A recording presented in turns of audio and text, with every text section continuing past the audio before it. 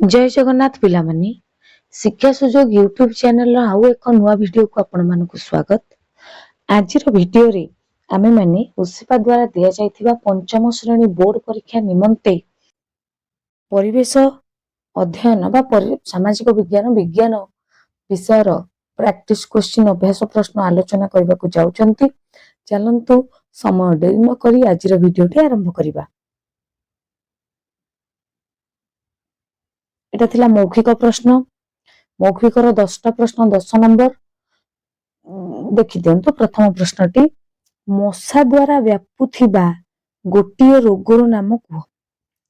मशा द्वारा गोटिए रोग malaria dengue ज्वर बात ज्वर आमे तीनटा रोग लिखि दैछे। हां मलेरिया माइएनोफिलिस मशा कामुडिले, डेंगू ज्वर एडिस मशा कामुडिले एवं बात ज्वर क्यूलेक्स मशा कामुडिले होइथाय। मूर्तिका क्षय रोकिबार गोटिए उपाय कुह।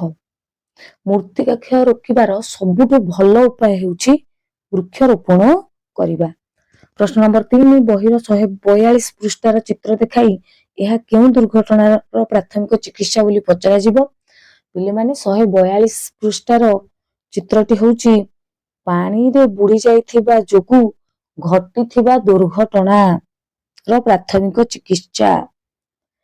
प्रश्न नंबर 4 रे शीतताप नियंत्रण यंत्र रु बाहरुथिबा केउ गैस वायु को दूषित करे।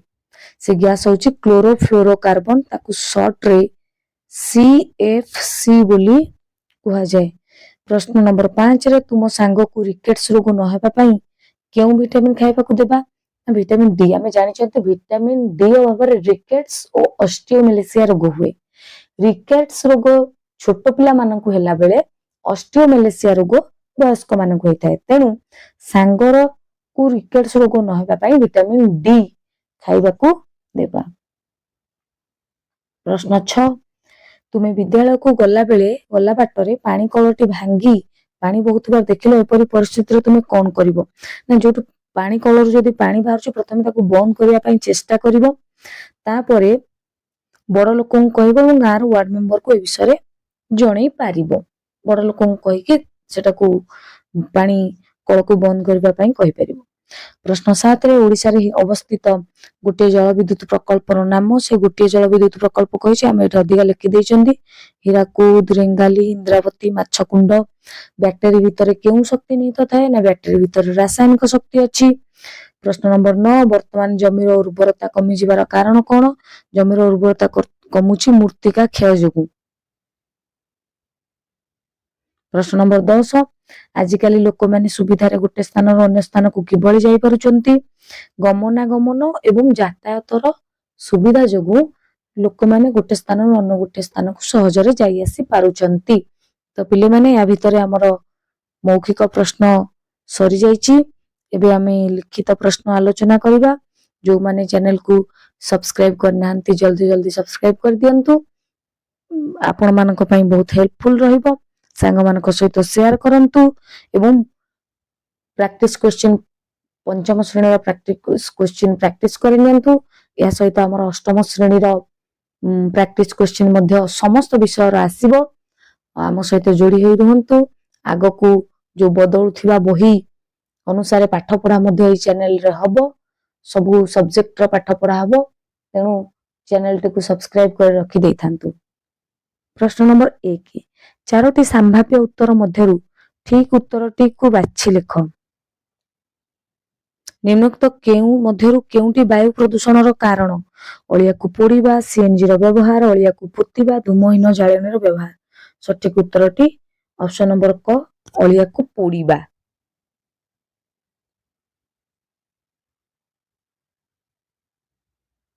गाड़ी मोटर यातायात करी धूली उड़िले वायुमंडल रे डैश रो परिमाण बढ़ी जाए।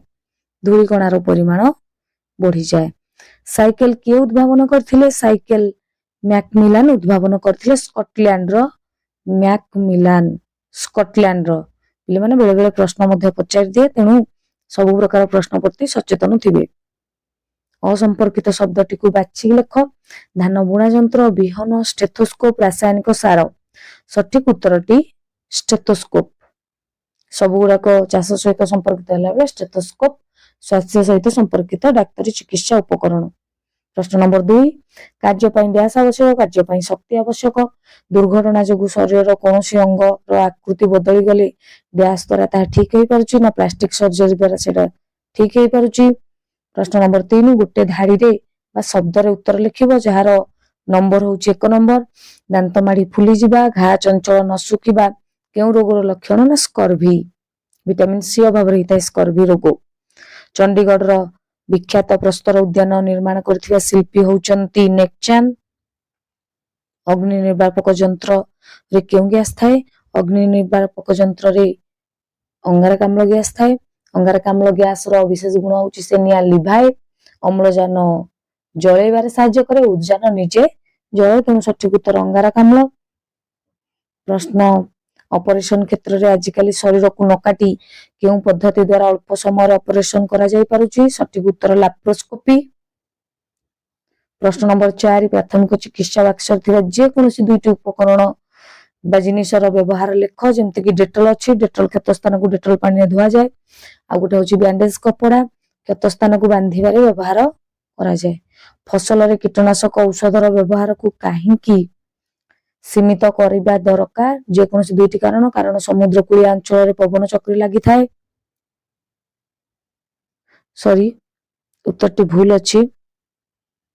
ଯେ ଫସଲରେ କୀଟନାଶକ ଔଷଧର ବ୍ୟବହାରକୁ କାହିଁକି ସୀମିତ କରିବା ଦରକାର? ଯେକୌଣସି 2ଟି କାରଣ। କାରଣ ମୃତ୍ତିକାର ଉର୍ବରତା ନଷ୍ଟ ହେଉଛି, କୀଟନାଶକ ବ୍ୟବହାର ଦ୍ୱାରା ମୃତ୍ତିକାର ଉର୍ବରତା ନଷ୍ଟ ହେଉଛି।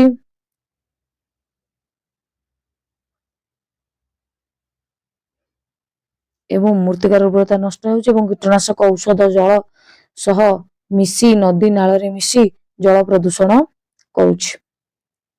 ଗୋଟେ ବୋତଲକୁ ସିଧା କରି ପାଣିରେ ବୁଡାଇଲେ ପାଣି ବୋତଲ ଭିତରେ ପଶେ ନାହିଁ, କାହିଁକି? ଯେକୌଣସି 2ଟି କାରଣ। ନା ବୋତଲ ଭିତରେ ବାୟୁ ଥାଏ, ବୋତଲ ଭିତର ବାୟୁ ଚାପ ପକାଉଛି, ତେଣୁ ବୋତଲ ଭିତରକୁ ଜଳ ପଶେ ନାହିଁ।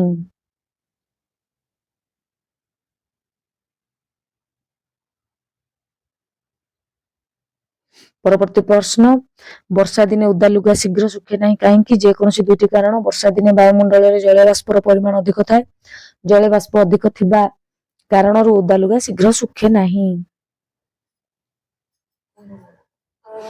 5 ନମ୍ବର ପ୍ରଶ୍ନଟି ହେଉଛି ପବନ ଏକ ଶକ୍ତିର ଉତ୍ସ, ଏ ପରୀକ୍ଷାର ପ୍ରକ୍ରିୟାକୁ ବର୍ଣ୍ଣନା କର। କେତେକ ସମୁଦ୍ର କୂଳିଆ ଅଞ୍ଚଳରେ ପବନ ଚକ୍ରୀ ଲାଗିଥାଏ। ପବନ ବହିଲେ ଚକ୍ରୀ ଗୁଡ଼ିକ ଘୂରିଥାଏ। ପବନ ଚକ୍ରୀକୁ ପବନ ଦ୍ୱାରା ଘୁରାଯାଇ ବିଦ୍ୟୁତ ଉତ୍ପାଦନ କରାଯାଏ। ବାୟୁମଣ୍ଡଳରେ ଅଙ୍ଗାରକାମ୍ଳ ନଥିଲେ କଣ ହୁଅନ୍ତା? ଯଦି ବାୟୁମଣ୍ଡଳରେ ଅଙ୍ଗାରକାମ୍ଳ ନଥାନ୍ତା ତାହେଲେ ଉଦ୍ଭିଦ ଖାଦ୍ୟ ପ୍ରସ୍ତୁତ କରିପାରନ୍ତାନି କି ଆମେ ଖାଦ୍ୟ ଖାଇବାକୁ ପାଆନ୍ତେନି, ନିଆଁ ଲିଭା ଯାଇ ପାରନ୍ତାନି, କାନ୍ଥରେ ଚୂନ ପାଣିର ରଙ୍ଗ ଧଳା ହୁଅନ୍ତା ନାହିଁ, ବଦଳନ୍ତା ନାହିଁ। କାକ୍ଟସ ଗଛକୁ ଆମେ ତୁମେ କିପରି ଘରେ ଲଗେଇଛ, ଗଛଟିର କିପରି ଯତ୍ନ ନେଇପାରିବ? 3ଟି ବାକ୍ୟରେ ଲେଖିବା ପାଇଁ ଉତ୍ତର ଦେଇଛି। ଗଛଟିର ବୃଦ୍ଧି ନିୟମିତ ବ୍ୟବଧାନରେ ଲକ୍ଷ୍ୟ କରିବା, ଗାଈ ଗୋରୁ ଆଦି ଗଛଟିକୁ ଯେପରି ନ ଖାଆନ୍ତି ଦୃଷ୍ଟି ଦେବା, କାକ୍ଟସ ଗଛରେ ଅଧିକ ପାଣି ଦେବା ନାହିଁ। ଓଟ ବାଲିରେ ସହଜରେ ଚାଲିଲା ବେଳେ ଆମେ ସହଜରେ ଚାଲି ପାରୁନାହୁଁ କାହିଁକି? 3ଟି ବାକ୍ୟରେ ଉତ୍ତର ଲେଖିବା ପାଇଁ କୁହାଯାଇଛି।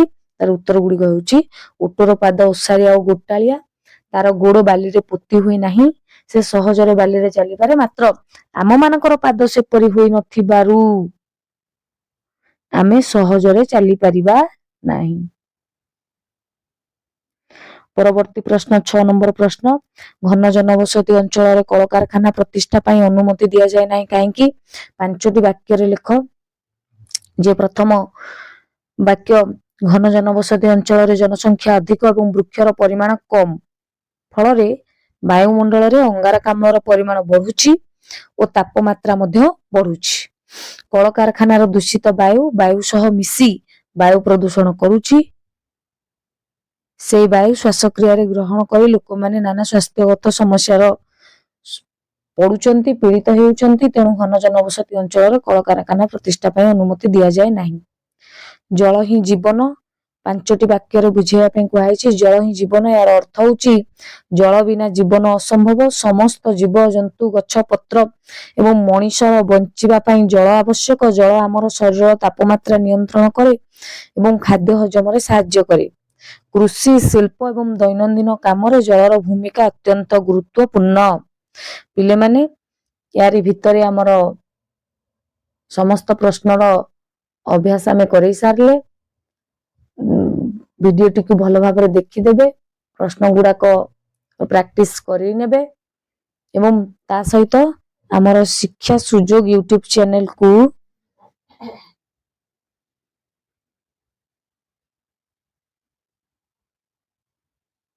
ସବସ୍କ୍ରାଇବ କରିଦେବେ, ସାଙ୍ଗମାନଙ୍କ ସହିତ ସେୟାର କରିଦେବେ, ଲାଇକ୍ କରିଦେବେ। କମେଣ୍ଟରେ ଆଉ କେଉଁ ଭିଡିଓ ଆସିବା ପାଇଁ ଚାହୁଁଛନ୍ତି ବା କିପରି ପ୍ରାକ୍ଟିସ କଲେ ଭିଡିଓଟି କେମିତି ଲାଗିଲା ନିଶ୍ଚୟ ଜଣେଇବେ। ଭିଡିଓଟିକୁ ସମ୍ପୂର୍ଣ୍ଣ ଦେଖିଥିବାରୁ ଧନ୍ୟବାଦ।